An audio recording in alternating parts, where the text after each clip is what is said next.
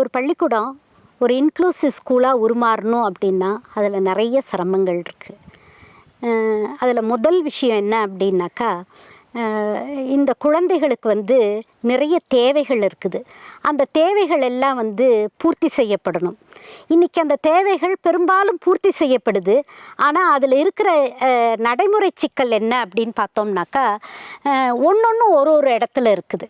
அதாவது இந்த குழந்தைகளுடைய தேவை வந்து occupational therapy, speech therapy, early intervention, medical checkup, assessment,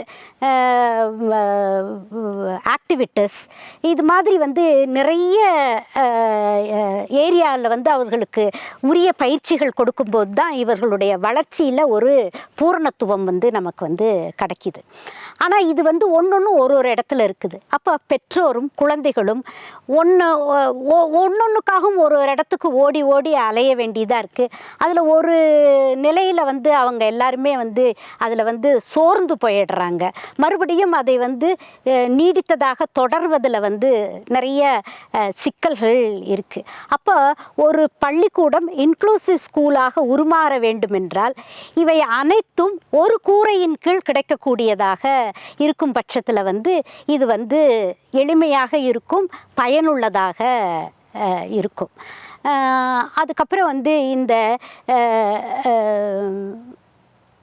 இந்த குழந்தைகளுக்கு வந்து கொடுக்கக்கூடிய முயற்சிகள், பயிற்சிகள், உழைப்பு, இது எல்லாமே வந்து கடுமையானதாக இருக்குது. ஆனால் அதற்கேற்ற பலன் வந்து முழுமையாக கிடைக்குதா அப்படின்னு பார்த்தோம்னா பதில் பெரும்பாலும் இல்லை அப்படிங்கிறதா தான் இருக்குது. அப்போ என்ன தோணுது, ஏன் வந்து பள்ளிகள் இன்க்ளூசிவ் பள்ளியாக உருமாற மாட்டேங்குது அப்படின்னாக்கா, அதே உழைப்பை மற்ற குழந்தைகளுக்கு கொடுக்கும் பொழுது அதற்கான பலனை கை மேலே அவங்க வந்து பார்த்துட்றாங்க. அப்போ அந்த ரிசல்ட் ஓரியன்டான ஆக்டிவிட்டி இருக்கும் பொழுது அது வந்து எளிமையானதாக, ஏற்றுக்கொள்ளக்கூடியதாக இருக்கிறதுனால தான் இதை வந்து பெரும்பாலும் வந்து புறக்கணிக்கக்கூடியதாக இருக்குது.